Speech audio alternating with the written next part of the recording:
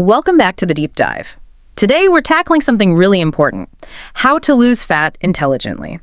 We're digging into material that argues you absolutely don't need to starve yourself for real, lasting results. The source is called Intelligent Fat Loss Without Starvation. Yeah, and that title hits it right on the head, doesn't it? Cuts straight through that really persistent myth. Which myth is that exactly? The one we've all heard for years. Basically, slash your calories way down, live in the gym, doing endless cardio. Punishment, essentially. Right. Misery equals results. Exactly. Yeah. And the source material says, look, that's not just unpleasant, it often just flat out doesn't work long term for changing your body. Okay, that was kind of the big aha for me reading this. The idea that you can succeed without all that self-flagellation. The goal is genuine results, maybe even, keeping some foods you enjoy by using a smarter approach, an intelligent strategy. Precisely. And that's what we're going to unpack. How do you create what the source calls a smart calorie deficit? A smart deficit. Okay. Yeah, and crucially, it's not about just drastically cutting how much you eat until you're miserable. It's more about dialing in the quality of the food and, interestingly, the timing. Eating the right stuff at the right moments can make that deficit feel, well, almost manageable. Okay, manageable is good. And the material also pushes hard against focusing just on the number on the scale, which can drive people crazy day to day. Oh, absolutely. That's probably the biggest mental hurdle. So if we're not obsessing over the scale, what are we tracking? It talks about body composition. That's the key shift, really. Moving away from just watching total pounds drop, which, let's be honest, includes water weight, muscle sometimes. Right, fluctuations. Exactly. Yeah. And shifting focus to maximizing the loss of actual body fat while, and this is critical, holding on to your lean muscle mass, being really protective of it. And why is keeping that muscle so important? Why be so rigorous about it? Well, two big reasons. First, if you manage that, you get a firmer, more defined look, which is what most people are actually after visually. Second, muscle is like your body's metabolic furnace. Keeping that muscle means your metabolism stays higher, even at rest. This makes it easier to keep the fat off long term. So understanding that difference, weight loss versus fat loss, that's the foundation for success that actually lasts. Okay, let's get practical then. We need this calorie deficit, but how do we actually do it without feeling hungry all the time? Because that's what trips most people up, right? Totally. The sources are clear. Yeah. Being smart about it means managing satiety, feeling full and satisfied. And how do we start? It starts with something almost ridiculously simple, often overlooked: hydration.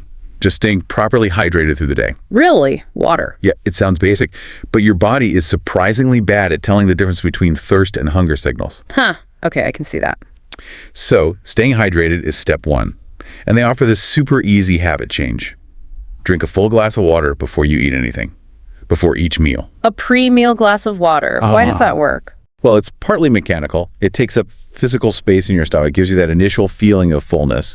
But it also helps you pause and check in. Am I really hungry? Or maybe just thirsty? It can cut down massively on that mindless snacking that happens when you just grab something quick instead of thinking, maybe I need water. That makes a lot of sense, actually. Easy to try, too. Okay, what about structuring the day? The sources mention breakfast specifically. They do. They give a great example blueprint. A breakfast packed with protein. Think scrambled eggs, maybe with some complex carbs like oats and a bit of fruit. So fueling up properly at the start. Right. And what's interesting is the emphasis on consistency and timing here. The material strongly advises against skipping meals, especially breakfast or lunch. Which people often do, thinking they're saving calories. Exactly. But that often backfires. It can lead to unstable blood sugar, your metabolism might slow down a bit, thinking resources are scarce, and then, bam, you get ravenous later and overeat. The classic pendulum swing. Keeping your metabolism stable with regular balanced meals is actually key for efficient fat burning. It's about giving your body that steady energy foundation, not creating huge deficits that make it panic. So skipping meals can actually make the body cling on to fat. In a way, yes. The body senses stress and scarcity, so it becomes more conservative with energy and potentially more likely to store calories as fat when you finally do eat. It's trying to protect itself. Okay, this is getting really interesting now, especially digging into what we're eating. The source breaks down specific food components, not just for health, but specifically for feeling full and keeping energy steady. They call it the satiety trio. Yeah, this is crucial. The three pillars you absolutely need to focus on are protein, complex carbohydrates, and healthy fats. Get the balance wrong on these, and that smart deficit idea kind of falls apart because you just won't feel satisfied. All right, let's take them one by one. Protein first. Why is it so essential? We mentioned muscle preservation. Yes, critical for keeping that metabolic engine going. We're talking lean sources like chicken, fish, tofu, beans, lentils. Gotcha. But protein's a powerhouse for satiety too. It actually takes your body the most energy to digest compared to fats and carbs. That's called the thermic effect of food. Oh, yeah. And it triggers hormones in your gut that send strong pull signals to your brain. So it keeps you satisfied for longer. It's really non-negotiable. Makes sense. Okay, next. Complex carbohydrates. Things like brown rice, quinoa, sweet potatoes. Why are these complex ones so much better than, say, white pasta or sugary stuff? It's all about how they break down. Complex carbs have more fiber and more complex structure. Your body has to work harder and longer to digest them. So no quick sugar rush. Exactly. You avoid that rapid spike in blood sugar and the inevitable crash that follows with simple sugars. That crash is what makes you suddenly hungry again an hour later. Complex carbs give you steady, sustained energy release. Okay, steady energy, less crashing. I like it. Now, healthy fats. Avocado, olive oil, nuts. These often get a bad rap in diets. Yeah, that was a huge mistake from the old low-fat craze days. The sources are clear. Healthy fats are vital. Why vital? Well, first, they make food taste good and feel satisfying, which is important for sticking with any plan. But physiologically, they slow down how quickly food leaves your stomach. So you physically feel full longer. Correct. Plus, they're essential for making certain hormones and absorbing some key vitamins. Cutting them out is counterproductive for satiety and overall health. So the trio is key. Protein, complex carbs, healthy fats. What about fiber? The sources mentioned vegetables, fruits, whole grains. Fiber is like the unsung hero here. It does double duty. It adds bulk to your meals, making you feel full without adding a ton of calories. Think big salads, lots of veggies. Volume eating, essentially. Sort of, yeah. Yeah. And it's absolutely crucial for good digestion. If you're feeling full and your digestion is running smoothly, a lot of the physical discomforts that make people quit diets just disappear. Okay, this is feeling less like deprivation and more like smart construction. And to make it easy, the material gives concrete examples, like simple swaps. Exactly. It's not about banning things, it's about upgrading. Swap white bread for a whole grain version. Add some chia seeds or flax seeds to your yogurt or oats for extra fiber and healthy fats. Small changes, big impact. That's the idea. These little upgrades help you naturally eat filling, nutrient-dense food, so you're not relying purely on willpower to eat less, you just feel more satisfied. Okay, so we've got the food side, building meals for energy and fullness. Now, movement. We usually think of exercise as just burning calories, right? But the sources frame it differently, more about reshaping the body. Yeah, connecting back to that body composition idea. Exercise obviously burns calories in the moment, but the sources emphasize its other critical roles, especially around hormones and metabolism. And the big one seems to be strength training. You mentioned muscle being the metabolic engine. How does lifting weights today help me burn calories tomorrow when I'm just, sitting around? It's because muscle tissue itself is metabolically expensive. It costs your body more calories just to maintain muscle compared to fat, even when you're completely at rest. So when you build muscle through strength training, you're literally increasing your basal metabolic rate, the calories you burn just existing. Your internal engine gets bigger and burns hotter, 24/7. So it's not just the workout itself, it's the after effect on your resting metabolism. Precisely. That's a huge advantage for making that smart deficit easier to maintain long term. But there's another really important piece: hormones. How does exercise affect hormones? Well, regular movement, especially things you enjoy, helps regulate stress hormones, like cortisol. And cortisol is bad news for fat loss. Great. It can be, yeah. Chronic high cortisol levels can signal your body to store fat, especially around the belly. Plus, high stress is often what triggers emotional eating or cravings for sugary, high-energy foods. The comfort food trap. Exactly.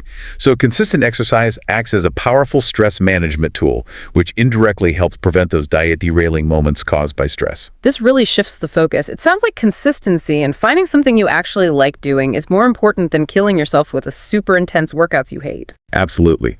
Sustainability is key. If you dread your workouts, you won't stick with them. Find activities you enjoy. And for anyone feeling intimidated, the sources give a really accessible starting point. Just a 30-minute walk each day. A daily walk seems manageable. It really is.